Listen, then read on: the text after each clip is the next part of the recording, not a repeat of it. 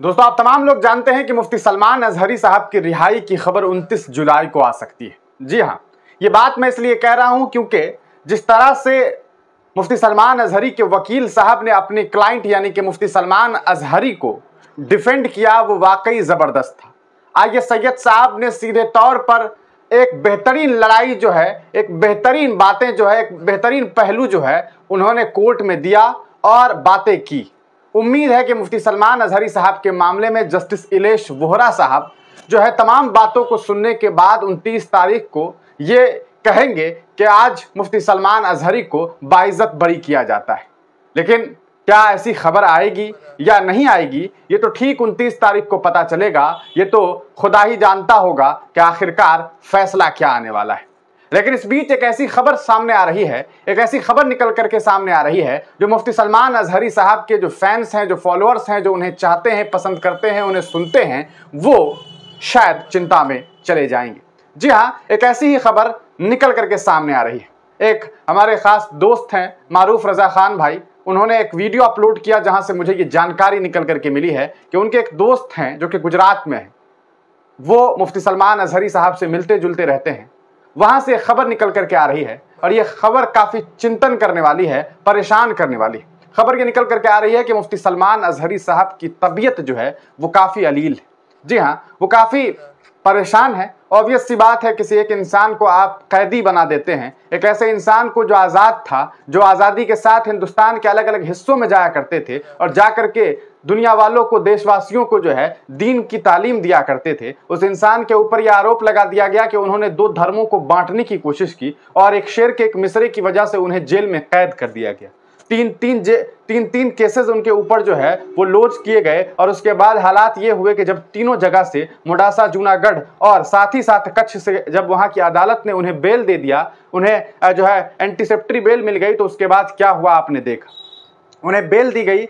Bell मिलने के बाद जो है वो जनाब जेल से निकलते उससे पहले जूनागढ़ के कलेक्टर साहब ने उनके ऊपर पासा इंपोज कर दिया और आज अभी तक वो जेल में है। लगभग 12 मार्च से लेकर के अब तक वो पासा की वजह से जेल में कैद है।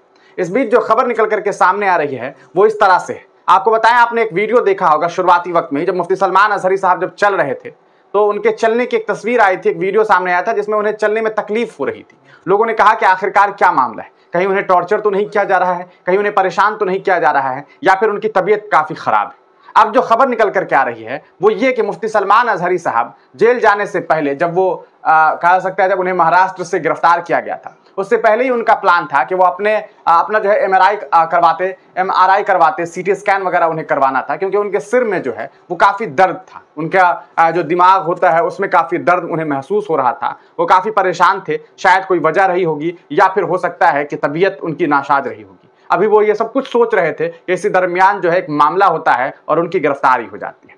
तब से लेकर के अभी तक जैसी खबर निकल करके आ रही है वो इलाज नहीं करवा सके, इस वजह से उनकी तबीयत काफ़ी ख़राब है। और इस बीच आपने सुना होगा कि बहुत वीआईपी जो ट्रीटमेंट होता है बहुत सारे नेताओं को, कई सारे नेता ऐसे हैं जो जेल में रहे। हमारे बिहार के भी एक नेता हैं, वो जेल में रहे बाज़ाब्ता, और आपको बताऊं मैं कि उनके ऊपर जो चार्जेस थे वो ये कि उन्होंने एक अफसर को मरवा दिया था, लेकिन जब जेल से वो निकले थे तो उनका कुत्ता जेल से निकला।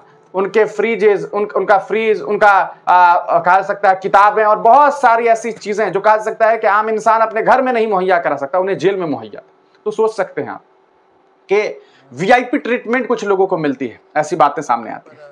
कई बार हम लोग ने फिल्मों में देखा है कि कुछ जब बड़े नेता जब जेल में जाते हैं तो ऐसा लगता है वो जेल में नहीं है, घर है, उनके लिए घर सजा दिया जाता है, जेल में ही एक बेहतरीन जो है वो घर बना दिया जाता है। लेकिन मुफ्ती सलमान अजहरी साहब के साथ ऐसा ट्रीटमेंट नहीं हो रहा है।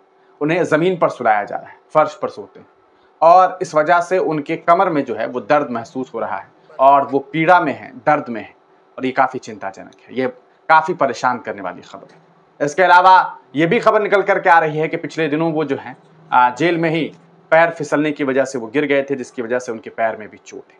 ये तमाम खबरें जो हैं वो मुझे एक वीडियो में जानकारी मिली, मारूफ भाई को उनके एक दोस्त ने बताया है। तो यकीनन चूँकि वो मुफ्ती साहब से मिलते जुलते रहते हैं, जैसी बात सामने आ रही, तो ये एक सही खबर है। और चूँकि उन्होंने लगाया है वीडियो तो मुझे तब मैंने कहा, वरना मैं जल्दी किसी और की बातों पर जो है यकीन करता नहीं हूँ और जल्दी मैं बताता नहीं हूँ। लेकिन जिन साहब ने, मारूफ भाई ने ये सारी बातें कही है, तो मुझे यकीन है कि उन्होंने जो है वो सही जानकारी साझा की है। तो ये काफ़ी परेशान करने वाली खबर है। आपको बता दें कि 29 तारीख को जो है वो फाइनल ऑर्डर आना है, फाइनल जजमेंट आना है। अभी 22 तारीख को क्या बातें हुई, कोर्ट में क्या कुछ हुआ, ये सब हमने बताया था। फाइनल जो ऑर्डर होता है, जो अपलोड होता है गुजरात हाई कोर्ट के वेबसाइट पर कि क्या कुछ बातें जो है जज साहब ने कही है, वो अभी तक अपलोड नहीं हुआ है। जैसे ही वो जानकारी मुझ तक पहुंचती है, मैं आप तमाम लोगों तक वो भी जानकारी पहुंचाऊंगा।